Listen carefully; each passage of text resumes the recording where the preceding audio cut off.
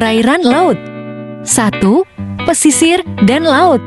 Pesisir adalah daratan di tepi laut yang tergenang pada saat air laut surut.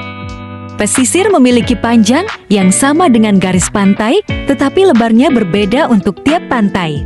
Laut adalah tubuh air asin yang sangat luas dan saling terhubung antara yang satu dan lautan lainnya. Sebesar 70% permukaan bumi merupakan lautan, sehingga jika dilihat dari angkasa luar bumi didominasi oleh warna biru.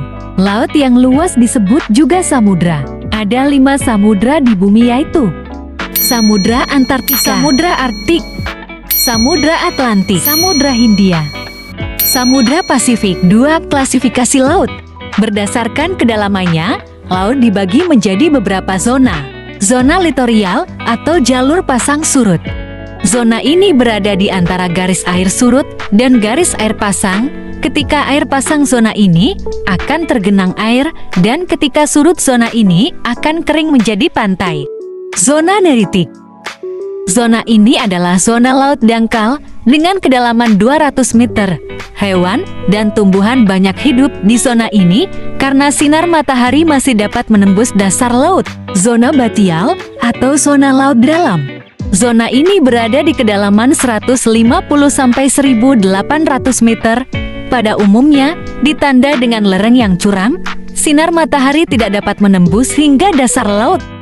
Cahaya matahari yang menembus pun tidak efektif untuk fotosintesis, sehingga tumbuhan yang dapat hidup hanya tumbuhan autotrof. Zona abisal. Zona ini berada di kedalaman lebih dari 1800 meter. Di zona ini tidak ada cahaya matahari, sehingga selalu gelap. Suhu di zona ini sangat rendah dan tekanannya sangat tinggi. Ekosistem di zona ini sangat terdiri dari hewan predator, detritivor pemakan sisa organisme, dan hewan pengurai.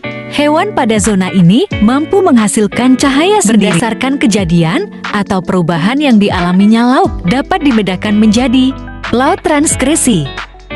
Laut transgresi adalah laut yang terjadi karena naiknya ketinggian air laut secara global. Akibatnya, permukaan laut menjadi lebih luas. Umumnya terjadi karena pencairan es di kutub pada akhir zaman glasial. Laut regresi. Laut regresi adalah kebalikan dari laut transgresi. Permukaan air laut seakan turun karena kegiatan erosi dan sedimentasi yang terjadi selama berabad-abad. Oleh karenanya permukaan air laut turun. Laut seakan menjadi berkurang luasnya disebut juga laut menyempit. Laut ingresi. Laut ingresi adalah perubahan laut yang terjadi ketika dasar laut turun akibat gerakan tektonik, memiliki kedalaman lebih dari 200 meter laut dalam, berdasarkan letaknya terhadap benua laut terbagi atas. Laut tepi.